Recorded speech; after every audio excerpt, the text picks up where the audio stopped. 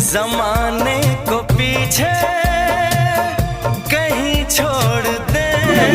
हम, चलो आज साथ